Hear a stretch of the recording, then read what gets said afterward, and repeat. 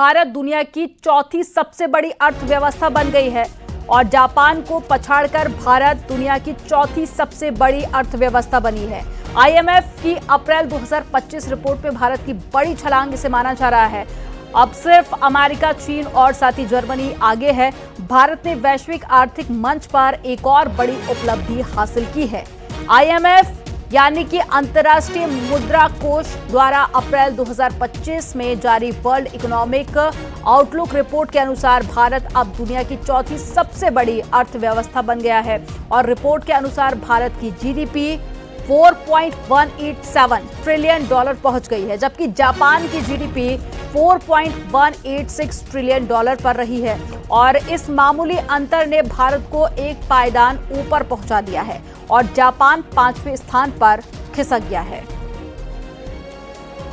तो एक बड़ी खबर आपको बता रहे हैं और ये भारत के लिए अपने आप में एक बहुत अच्छी खबर है कि भारत की अर्थव्यवस्था में सुधार हो रहा है और अब जापान को पछाड़कर भारत दुनिया की चौथी सबसे बड़ी अर्थव्यवस्था बन गई है। आईएमएफ की अप्रैल 2025 की जो रिपोर्ट सामने आई उसमें भारत की एक बड़ी छलांग देखी गई। अब सिर्फ अमेरिका, चीन और जर्मनी आगे है और आर्थिक मंच पर भारत की ये अपने आप में एक बहुत बड़ी उपलब्धि है।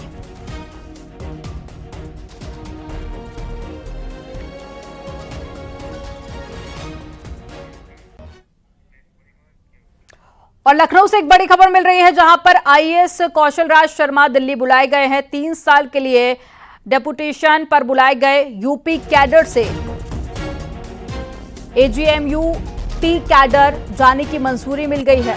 तो एक बड़ी खबर आपको बता रहे हैं, 3 साल के डेपुटेशन पर बुलाए गए हैं दिल्ली।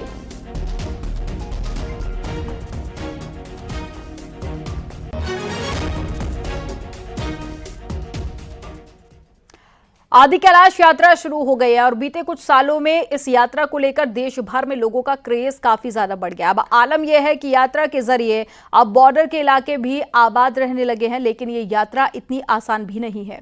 15,000 फीट की ऊंचाई पर जाने के लिए यात्रियों को कई चुनौतियों का सामना करना पड़ता है, कई चुनौतियों को पार करना पड़ता है। आपको रिपोर्ट में दिखाते हैं।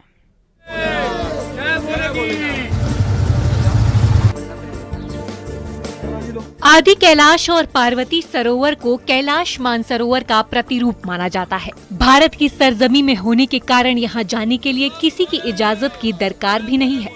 लिपुलेख बॉर्डर तक रोड बनने के बाद अब यहाँ आना जाना आसान हो गया है। धारचूला से गुंजी का सफर 5 घंटे भी तय हो जाता है। ये बात अलग है कि यहाँ से आदि कैलाश और ओम पर्वत के दर्शनों के लिए खुद को तैयार करना जरूरी है। पीएम नरेंद्र मोदी के यहाँ पहुँचने के बाद ये इलाका काफी चर्चित भी हुआ है। बीते साल जहाँ 35,000 यात्री इस सफर पर निकले थे, वहीं इस बार ये संख्या काफी बढ़ने की उम्मीद है।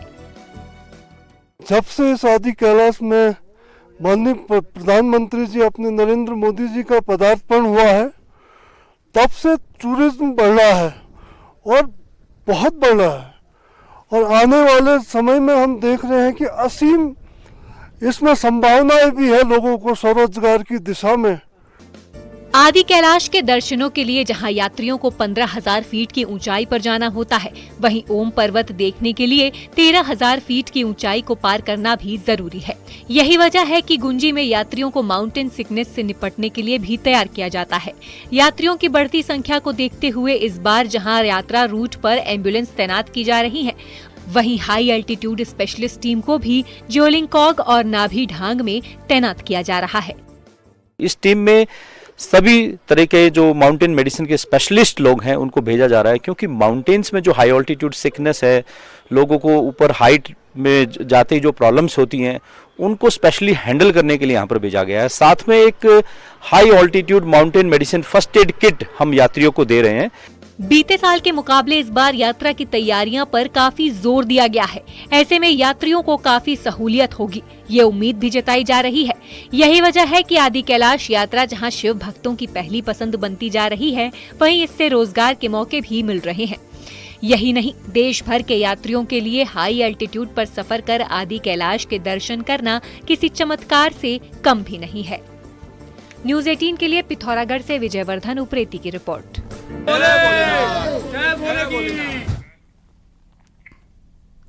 गुंडाबिग शख्स की हत्या के मामले में पुलिस कार्रवाई में जुट गई है। घटना के बाद में पुलिस आरोपी पति की तलाश में दबिश दे रही है। आरोपी पति ने पत्नी और उसके बॉयफ्रेंड पर फावड़े से हमला कर दिया था। हमले में प्रेमी की मौत हो गई, जबकि पत्नी की हालत गंभीर बनी हुई है।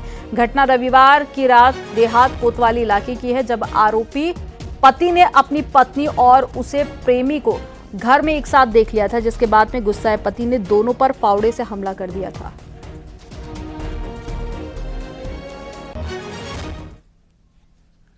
दिनांक 5/6 मई की मध्य रात्रि को करीब 2 बजे कोतवाली देहात पुलिस को सूचना प्राप्त हुई कि थाना क्षेत्र अंतर्गत जयपुर स्कूल के पास निवासी रिजवान नामक व्यक्ति ने उसकी पत्नी एवं उसके मित्र को आपत्तिजनक अवस्था में पाए जाने पर क्रोधवश फावड़े से हमला कर गंभीर रूप से घायल कर दिया, जिससे उसके मित्र गुड्डू की मौके पर ही मृत्यु हो गई है।